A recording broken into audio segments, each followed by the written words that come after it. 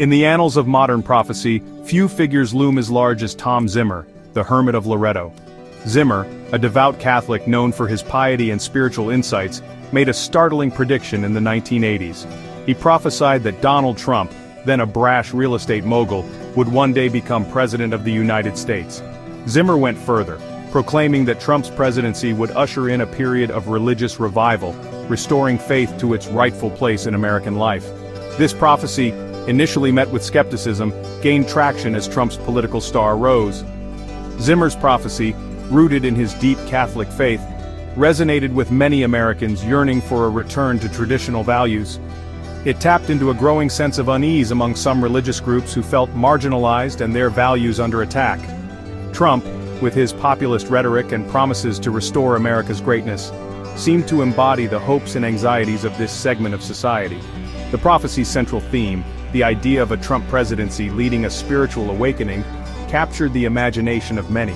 It became a rallying cry for some, a source of hope in a world perceived as increasingly secular and hostile to faith.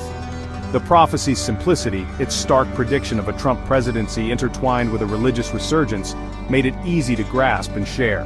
Fast forward to 2025, and the prophecy's resonance continues to reverberate. Trump, now in his second term, has taken concrete steps to fulfill what some see as his divinely ordained mission. His establishment of the White House Faith Office, a powerful new entity dedicated to promoting religious liberty and combating anti-Christian bias, has sent shockwaves through the political and religious landscape. Tom Zimmer, known to many as the Hermit of Loretto, was a man of deep faith and unwavering devotion. Born in the American Midwest, Zimmer felt a profound calling to a life of prayer and contemplation. He eventually found his spiritual home in the small Italian town of Loretto, where he dedicated himself to a life of piety.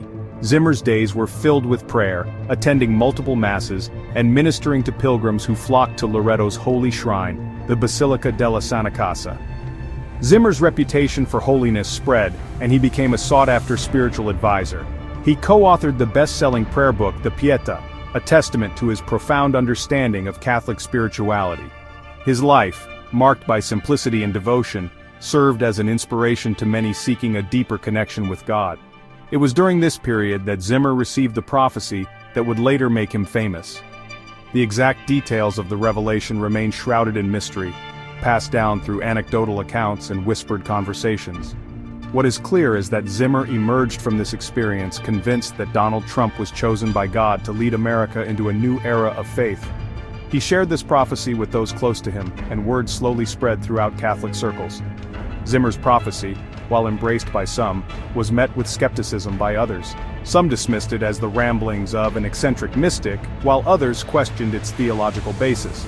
Yet, the prophecy persisted, fueled by a growing sense of unease among some Christians who felt increasingly marginalized in a secularizing society.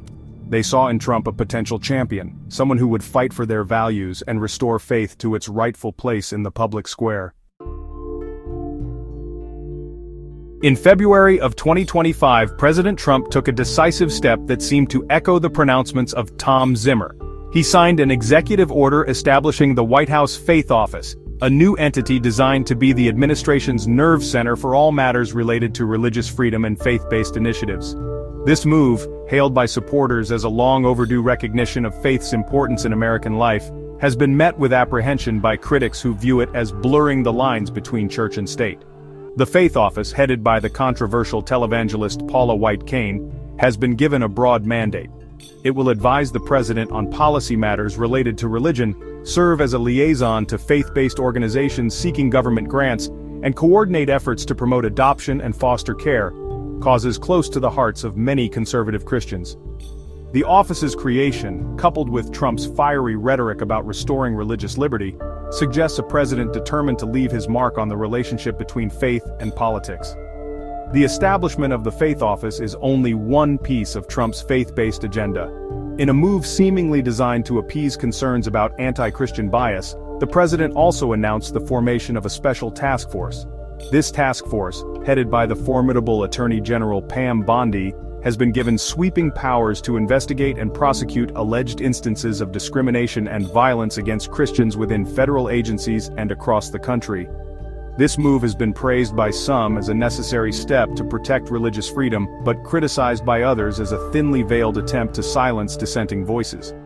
Continuing his push to prioritize religious freedom, Trump also unveiled plans for a commission dedicated to this issue. This commission, whose members have yet to be named, will be tasked with reviewing existing laws and policies, identifying areas where religious freedom is perceived to be under threat, and recommending changes to ensure its robust protection.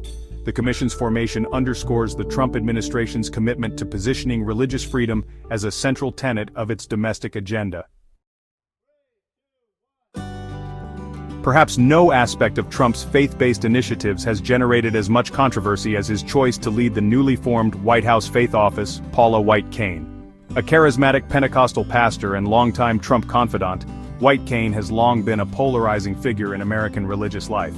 Her appointment has ignited a firestorm of debate, exposing deep theological fissures within Christianity, and raising questions about the Trump administration's commitment to religious pluralism. White-Cain's supporters point to her close relationship with the president and her ability to connect with evangelical voters as valuable assets. They argue that her experience leading a large, diverse congregation has prepared her well for the challenges of navigating the complex world of faith-based initiatives. They see her appointment as a sign that Trump is serious about engaging with and empowering evangelical Christians, a key constituency in his political base. However, White-Cain's appointment has also drawn sharp criticism, even from within evangelical circles. Her critics question her theological credentials, pointing to her association with the prosperity gospel, a controversial strain of Christianity that emphasizes God's desire to bless believers with material wealth. They also express concern about her past personal and financial dealings, which have been the subject of scrutiny and legal challenges. The controversy surrounding White-Cain's appointment highlights the challenges inherent in any attempt to institutionalize faith within the U.S. government.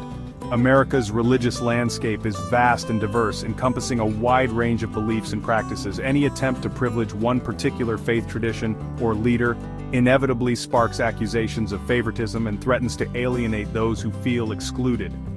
The debate over White-Cain's role underscores the delicate balance the Trump administration must strike as it seeks to promote its faith-based agenda while respecting the principle of religious freedom for all.